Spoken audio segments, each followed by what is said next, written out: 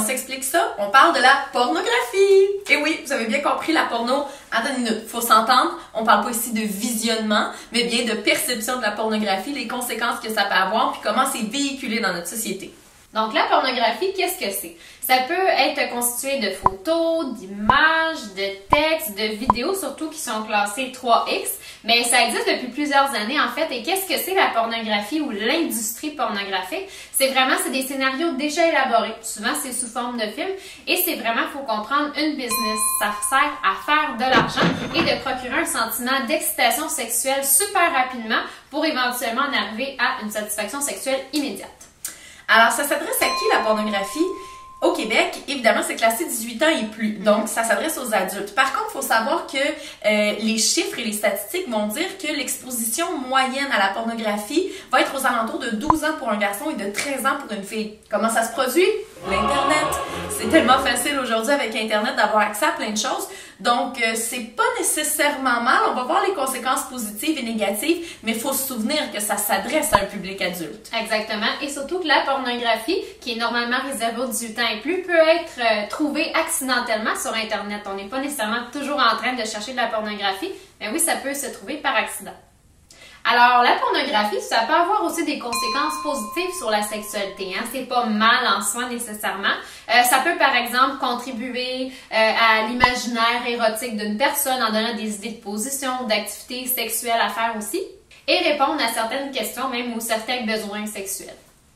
Il y a quand même, sans doute, des conséquences négatives, bien évidemment. Le gros problème, c'est qu'il faut rester critique. Il faut garder en tête que c'est un film, pour le cas des vidéos, en fait, mais c'est souvent comme ça que c'est présenté. Donc, c'est fait pour plaire au public, pour répondre à ses besoins. Et par quoi on passe? Notamment des orgasmes tonitruants. Il y a aussi des positions dignes du Kama Sutra.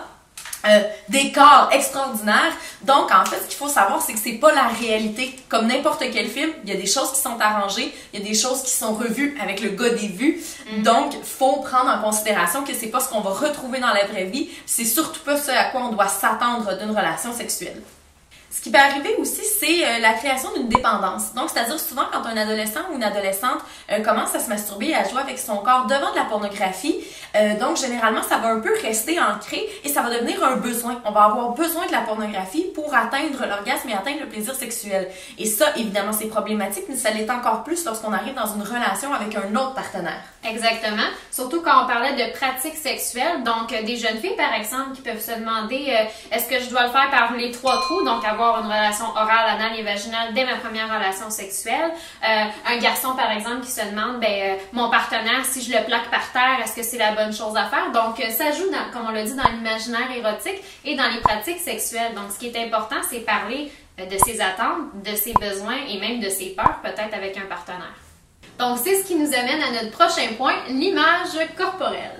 Alors, l'image corporelle qui est représentée partout, à travers les films, les images, les médias, les publicités. Et puis, souvent, les personnes qui s'occupent de ça vont choisir, en fait, des personnes qui correspondent à un corps en particulier. Donc, selon certaines normes, certaines courbes, certains poids, certaines grandeurs. Et malheureusement, c'est pas une réalité. Donc, les gens, en général, ne correspondent pas à ces critères-là. Chaque personne est unique et chaque personne va avoir une attirance pour une autre personne qui est unique également.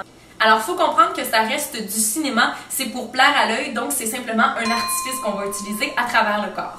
Alors, pour ce qui est du lien entre pornographie et image corporelle, c'est que dans la pornographie, l'accent est mis sur le corps des personnes, sur le corps des acteurs. Donc, c'est pas rare qu'on va retrouver souvent des personnes qui sont jeunes, qui sont imberbes, donc qui n'ont pas de poils et qui sont musclées. Donc, il faut comprendre qu'il y a des modifications. Donc, personne n'est avec un six-pack ou un bronzage parfait. On parle encore une fois de modification du corps. Parlant de modification, ça nous amène aux fameux organes génitaux, principalement chez monsieur. Donc, généralement, il va y avoir des modifications là aussi. Donc, c'est une grande question. Les gens qui visionnent la pornographie vont se demander, mon Dieu, est-ce que le pénis doit être aussi long, aussi gros, aussi construit, courbé et compagnie?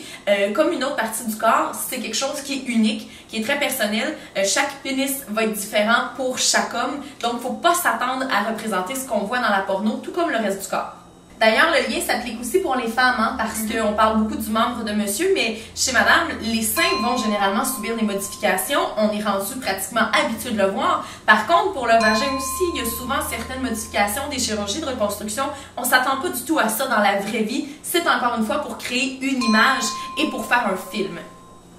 Donc, par rapport à la diversité corporelle et par rapport à soi, hein, directement, c'est pas les médias nécessairement qui vont nous dire à quoi ressembler. Donc, c'est notre corps, donc pourquoi pas l'accepter au lieu de se faire dire comment être. À ne pas oublier, vous n'êtes pas un objet, chacun est unique, tout le monde exprime ses sentiments, ses qualités, sa personnalité différemment, et finalement, l'important, c'est d'être beau et belle en dedans. Donc, suivez-nous la semaine prochaine pour d'autres capsules sur On s'explique ça.